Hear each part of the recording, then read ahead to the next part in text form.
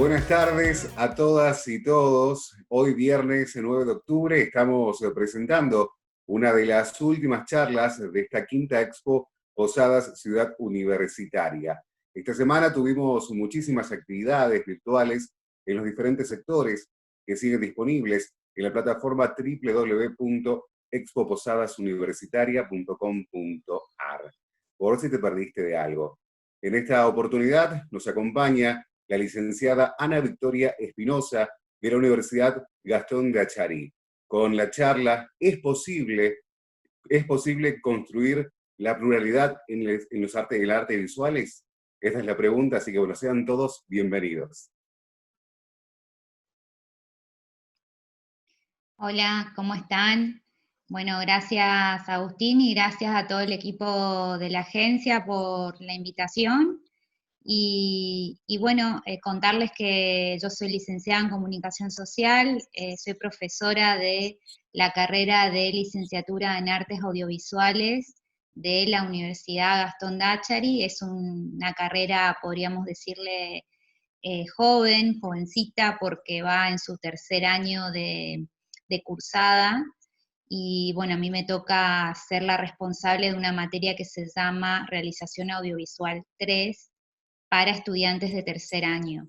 Y desde ahí, desde ese lugar, desde la comunicación y desde las artes audiovisuales, nos empezamos a preguntar de qué manera poder construir un audiovisual o nuestras producciones audiovisuales desde una mirada plural, o sea, teniendo en cuenta la diversidad que nos ofrece la realidad en la que vivimos, sin dejar de lado las posibilidades que nos ofrece la sociedad, ¿no? Porque la idea es repensar un poco acerca de la imagen que estamos construyendo, por eso es tan importante en esta sociedad en que vivimos, donde la imagen está todo el tiempo presente, donde lo audiovisual está presente no solamente en el cine, en la televisión, sino también ahora en internet, en las redes, ¿no? Entonces, cómo pensar esas imágenes que estamos construyendo a partir del lenguaje audiovisual para que sean imágenes que representen a la realidad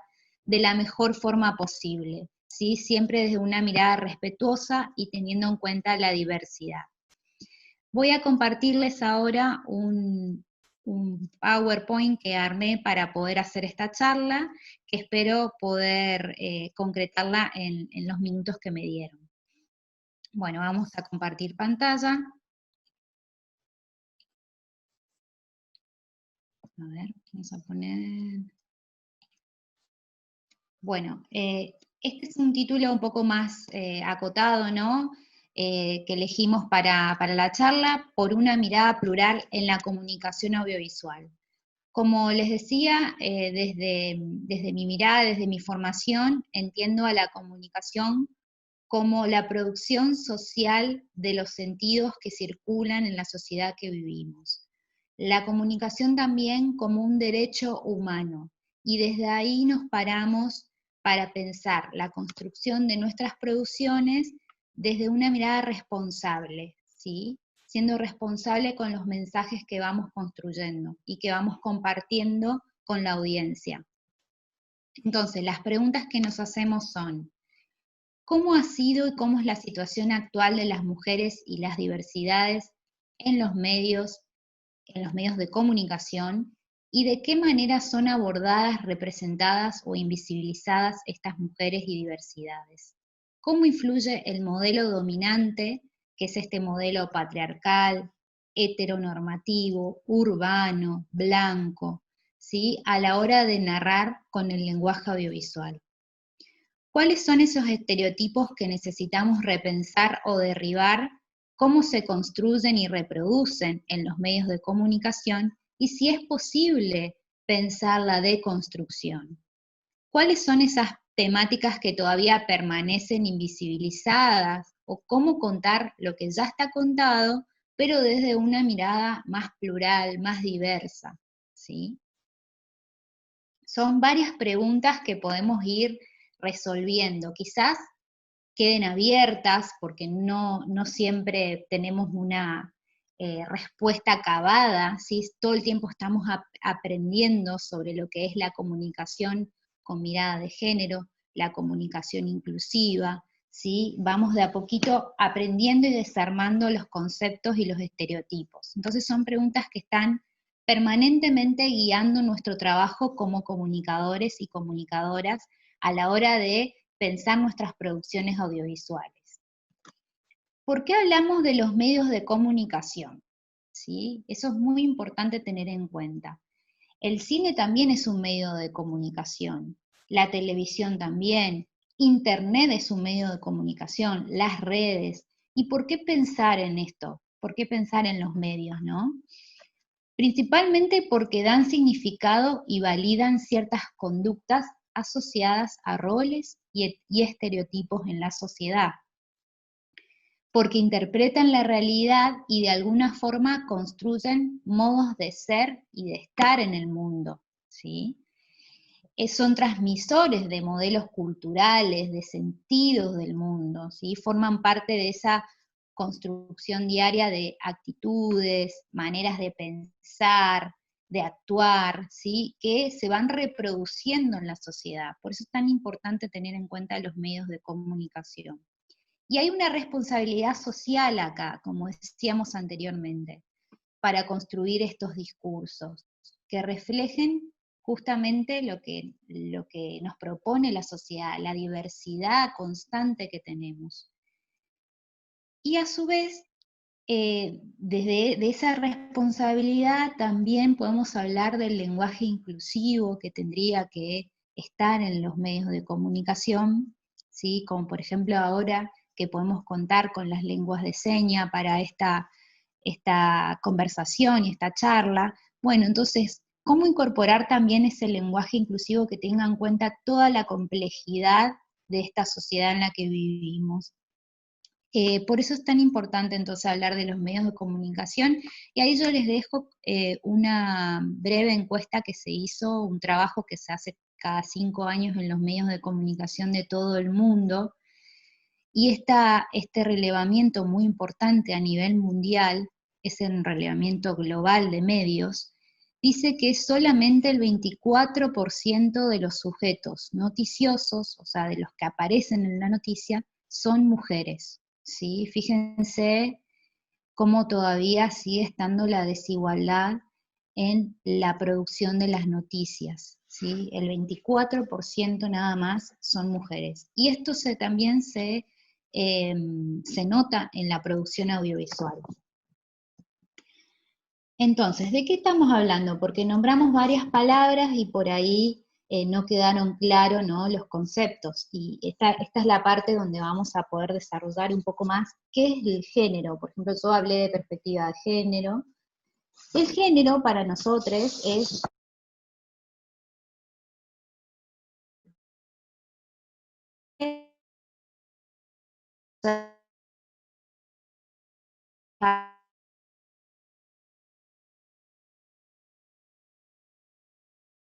otras como varones y mujeres. Es una construcción social y cultural. Entonces eso es lo que estamos tratando de cuestionar, ¿no? ¿Por qué por ser mujer tengo que hacer tal cosa o tengo que hacer tal cosa, ¿no? Entonces cuestionamos este género porque muchas veces provoca discriminación, provoca desigualdad, y los medios de comunicación tienen un rol importante en este cuestionamiento y en poder desarmar un poco la construcción social que provoca desigualdad, que es el género. Dentro del género están los roles de género, que son estas pautas de acción y comportamiento asignadas a varones y mujeres.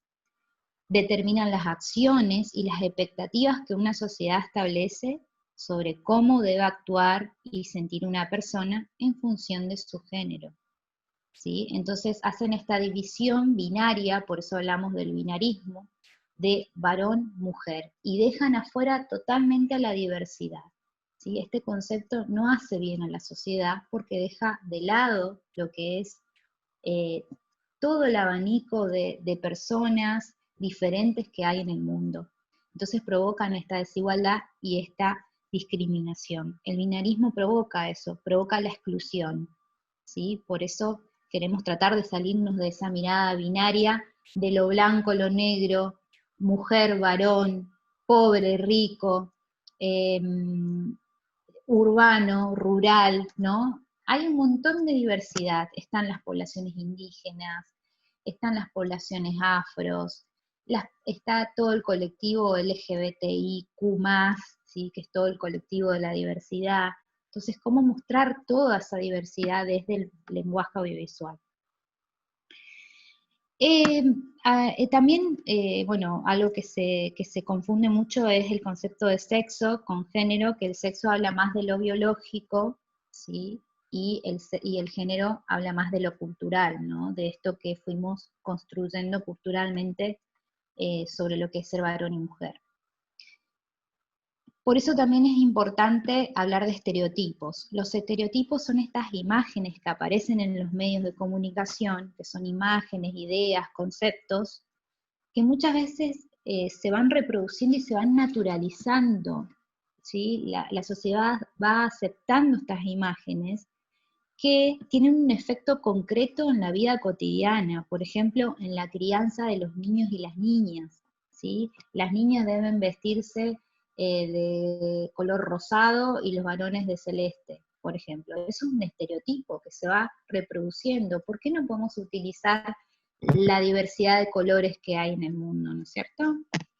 Entonces estos estereotipos obedecen a estas relaciones desiguales de poder que hay entre varones y mujeres, obedecen a la discriminación, hacen una, o sea, se sostiene la discriminación y la desigualdad a través de estos estereotipos. Por eso es importante romper con estos estereotipos, ¿sí? Porque niegan la diversidad, y eso no está bueno para una sociedad, ¿no? Y lo que decíamos de perspectiva de género también, que es importante porque es una mirada que nosotros le damos a las cosas, y en este caso es una mirada que le damos a la comunicación, a las producciones audiovisuales, es un posicionamiento que nos permite develar estas desigualdades que existen en la sociedad, ¿sí? Y sobre todo la subordinación de las mujeres, la invisibilización que hay sobre las mujeres.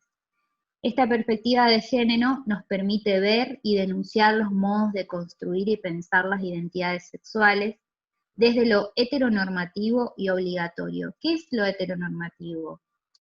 Es esta forma de pensar la sociedad solamente desde la mirada heterosexual y dejando de lado otras formas de vivir la sexualidad, que sabemos que existen otras formas de vivir la sexualidad y por eso es importante salirnos de ese paradigma solamente heteronormativo. Esta perspectiva de género reconoce a la persona como ella se reconoce a sí misma, cómo nos autopercibimos, ¿sí? Eso es importante dentro de la perspectiva de género. Y ahí vemos, les dejé unos ejemplos de algunas producciones que están en nuestras vidas, producciones audiovisuales que vemos en el cine, que vemos en la televisión, que muchas veces reproducen estos estereotipos que nos hacen daño. Por ejemplo, las películas de Disney, que por suerte hay una forma, o sea, están tratando de cambiar un poco el mensaje de las películas de Disney, pero yo que tengo 35 años, he crecido con películas muy, muy estereotipadas, como La Bella Durmiente, la Bella Durmiente y Blancanieves, ¿no? Que reproducen estereotipos de las mujeres que tenemos que ser sumisas y estar esperando al príncipe azul que nos venga a rescatar, ¿sí? Lo cual eso ya no es así, y por suerte en las películas Disney hoy se están modificando. También está la película Crepúsculo ahí, por si la ven, donde otra vez la mujer se reproduce este concepto de amor romántico, donde la mujer es la sumisa y son los varones la que la protegen, ¿sí? También, bueno, ven otros ejemplos ahí, como Casados por Hijos, donde la mujer es la loca, la histérica, ¿no? Entonces, tenemos que tratar de mostrar otras realidades, porque no es así nuestra sociedad, ¿sí? No siempre es así nuestra sociedad. Y está ahí la posibilidad de hacerlo a través de las producciones audiovisuales. Bueno, y todo esto que estoy diciendo se sostiene, ¿no?, sobre unos relevamientos, unos informes, estadísticas que se hacen a nivel nacional, a nivel mundial, que comprueban que todavía hay una situación de desigualdad, no solamente en la representación, ¿sí?, sino también en la representación que se hace de las mujeres y las diversidades, ¿no?, sino también en el trabajo, ¿sí? Por ejemplo, durante el 2019, que fue el año pasado, solamente el 21% de las películas argentinas que se estrenaron en las salas comerciales de cine fueron dirigidas por mujeres, ¿sí?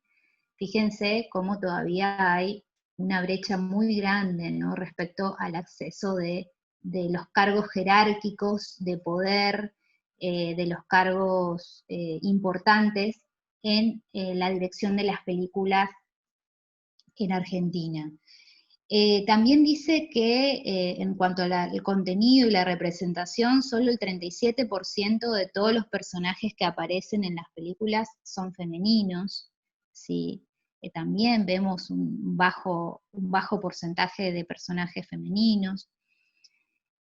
Aparecen muchas veces representadas como madres, ¿sí? Este rol muy naturalizado de la madre, maternidad siempre constante, que se nos relaciona a nosotras nada más.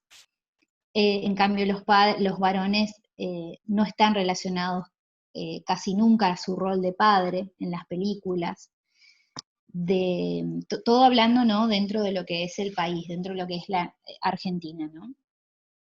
Y bueno, ¿qué decir si incluso las mujeres somos discriminadas? Imagínense las otras orientaciones e identidades de género, cómo son subrepresentadas, también es algo lamentable, ¿no? El cine todavía no refleja a toda la diversidad de identidades de género y orientaciones sexuales. No solamente el cine, sino el lenguaje audiovisual en general. Bueno, y acá quería compartirles un testimonio de una de las cineastas más importantes que tiene el país, ¿sí? Ella marcó un camino para muchas mujeres cineastas, y es importante empezar a visibilizar la historia del cine de las mujeres en la Argentina, porque nos permite saber que nosotras también podemos estar en esos roles y poder llegar a filmar las películas que queremos o cumplir nuestros mayores anhelos. Bueno, ella es María Luisa Bember, ¿sí? Ya falleció, pero bueno, ella escribió, lo pueden leer, hizo varias películas, ya de grande empezó a producir y a realizar cine en la Argentina, ganó varios premios, y bueno, ella habla sobre esto, sobre la importancia de mostrar a las mujeres como realmente somos, ¿sí? Mujeres autónomas, lúcidas, básicamente mujeres libres. Por eso ella decidió hacer cine, ¿no? Para salirse del rol solamente erótico o sentimental que tenemos las mujeres en la mayoría de las películas, y poder mostrarnos desde otros lugares.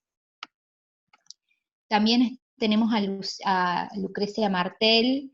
Ella es una cineasta muy reconocida, que sigue filmando, sigue haciendo películas. También es importante decir que ella es de Salta, nacida en la provincia de Salta, como también rompió con esto de que no necesariamente hay que ser de Buenos Aires para poder crecer y ser alguien importante, ¿no? Y ser reconocido en lo que hacemos. Entonces ella desde Salta pudo hoy ser la gran cineasta. O sea, si hablamos de cine y mujeres, Lucrecia Martel es la que representa hoy a todas las mujeres del cine argentino. Y ella habla un poco más sobre esto, ¿no? De la importancia de salirnos de los prejuicios, las limitaciones, ¿sí? Y de mostrar otras cosas, ¿no? Y lo importante es que esas construcciones que vamos haciendo a partir del lenguaje audiovisual y de la comunicación puedan cambiar la perspectiva de la audiencia y la mirada de la audiencia, del otro o la otra que nos está mirando o que está mirando esas producciones, y que puedan pensar en otras formas de sociedad, ¿no? Unas sociedades más inclusivas y más diversas. Bueno, y acá hay una cuestión importante, ¿sí? que quería comentarles también sobre el test de Bechdel. Es un test que se creó en 1985, que lo creó una comediante que se llama Alison Bechdel, por eso se llama el test de Bechdel. Nació con un cómic que ella hizo para una revista, ella es dibujante, y este test ha sido siempre una forma muy práctica de analizar si una película o una serie de televisión o cualquier producción audiovisual era igualitaria entre varones y mujeres, ¿sí? Entonces, es un test que sirve para ver esto. Plantea 3 requisitos, que ahí los podemos ver en el afiche, en el flyer. 3 requisitos para demostrar cierta sensibilidad hacia las mujeres y si realmente la producción audiovisual cumple con la equidad y la igualdad. El primer requisito es que la obra audiovisual en cuestión tiene que tener 2 personajes femeninos con nombre, sí o sí con nombre. Que estos 2 personajes, ese es el segundo paso, ¿no? Que estos 2 personajes femeninos puedan hablar entre sí en algún momento y en alguna escena, que compartan alguna escena y que interactúen entre ellas, que estas 2 personajes puedan interactuar. Y que su conversación, que este es el tercer punto, que su conversación no trate solamente sobre hombres, ¿sí? Aunque sea un padre, un hermano, un amigo, sino que sean otro tipo de conversaciones. 2 mujeres que hablan sobre el trabajo o sobre lo que les está pasando personalmente en sus vidas, ¿sí? Algo así sería como el test de Bechdel. Este test se hizo muy famoso y empezó a servir para las producciones audiovisuales, para empezar a pedir mayor igualdad en las producciones. Y incluso se agregaron algunos puntos, ¿sí? Algunas cineastas, realizadoras audiovisuales empezaron a agregar otros puntos para mirar las películas. Por ejemplo, lo que se pide también es que podríamos ir al cuarto punto del test, es mirar detrás de las cámaras también, ¿sí? No solamente las producciones, sino mirar quiénes están detrás de las cámaras, y fijarse si del equipo técnico el 50% son mujeres, si hay realmente una igualdad entre el equipo técnico que compone a esa obra audiovisual. También mirar a los personajes secundarios, no solamente a los protagonistas, sino ver si los personajes secundarios también hay mujeres dentro del elenco. Que los personajes femeninos también rompan los estereotipos, que no sean siempre las mujeres bellas, rubias, que muestren otros cuerpos, otros roles, ¿no? Que no siempre nos pongan en el rol de madre o en el rol de sumisa, sino que también nos muestren empoderadas y en otros roles importantes, ¿sí?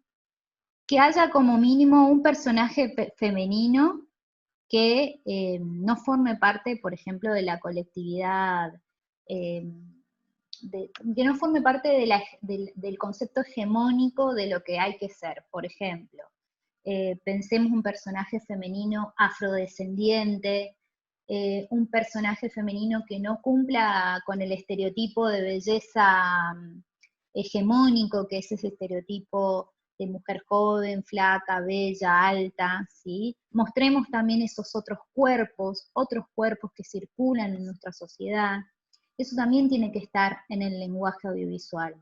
Mostremos relaciones humanas saludables, eso está bueno también tenerlo en cuenta. Rompamos con el concepto del amor romántico, ¿sí? Que es este amor basado en los celos, ¿no? Tratemos de mostrar otras construcciones de relaciones en nuestras vidas a partir de las producciones audiovisuales. Entonces, ¿cuáles son las propuestas que les dejo acá para pensar sus futuras producciones audiovisuales, ya sea en internet, en la web, en el cine, en la tele, ¿sí? ¿Cómo podemos empezar a mirar diferente, empezar a construir diferente los mensajes que estamos compartiendo, ¿no? En primer lugar, la propuesta es estimular la construcción de realidades más plurales y libres, crear tramas y escenas posibles, inclusivas, diversas, que la diversidad sea un valor en nuestras producciones, pensar nuevas formas de narrar y de mostrar estas realidades, dejar atrás los estereotipos que nos condicionan, ¿sí? Pensar otras formas de ser y estar en el mundo, escapar de la visión hegemónica del mundo, romper con el discurso del sentido común, ¿sí? Ese sentido común que muchas veces naturaliza cuestiones que nos violentan o nos discriminan. Repensar de manera paritaria a mujeres, varones y disidencias sexuales en sus diferencias de identidades étnicas, profesionales y estilos de vida. ¿Sí? Es una tarea compleja hacerlo, pero se puede. Y es necesario, ¿no? Tratar de mostrar otras realidades, porque ya lo otro se mostró, ya lo otro está circulando, ese otro mensaje está presente. Entonces busquemos mostrar las otras realidades que todavía no se contaron. Y acá les dejo algunos ejemplos de películas que me parecen que están buenas, que las pueden trabajar incluso en sus cursos, ¿sí? en las aulas, y me parece que suman porque son otros personajes, otras realidades, como por ejemplo Matilda, que quien no lo vio, ¿no? Una película que tiene ya muchos años y muestra a una niña que le gusta leer, ¿sí? Qué importante que es incentivar la lectura. Una niña que es discriminada, ¿sí? Por su propia familia, pero que logra cumplir con sus anhelos de poder tener una familia que la quiera. Y es una protagonista muy, muy simpática también. Después tenemos películas argentinas que hablan sobre la diversidad y la identidad sexual, que también están buenas trabajarlas en el aula porque están muy relacionadas a la educación sexual integral. Por ejemplo, El último verano de la bollita, y también hay otra que se llama XXI, que son películas que ganaron muchos premios a nivel internacional y que hablan sobre las otras identidades sexuales, sobre el deseo, ¿no? Que también está muy presente en las etapas de la adolescencia. Muy interesantes estas dos películas. Y después tenemos también, bueno, y ambas películas, las que les dije anteriormente, argentinas, son dirigidas por mujeres, ¿sí? También es un buen dato. Después está Billy Elliot, que muestra la historia de este joven que desea ser bailarín, ¿sí? También una historia muy linda, que rompe con los estereotipos. Después el clásico Thelma and Louise, que son estas dos mujeres que buscan la libertad. Y hay también otra peli acá de María Luisa Bember, que es la cineasta que les nombré anteriormente, que es la historia de Sor Juana de la Cruz, que es esta mujer que soñaba con poder estudiar en el siglo, si no me equivoco, principios del siglo XX, soñaba con poder estudiar, pero en esa época las mujeres no podían estudiar, estaba prohibido estudiar. Entonces Sor Juana vio la posibilidad de poder estudiar y poder leer a partir del ingreso en el convento, y fue así que se hizo monja, ¿no? Con este deseo de acceder al conocimiento que siempre nos fue prohibido o vedado a las mujeres. Son películas, después hay otras más, pero son películas que intentan mostrar otros mensajes y contarnos otras historias que también forman parte de nuestros modos de ser y estar en el mundo, y muestran la diversidad, que es lo más importante.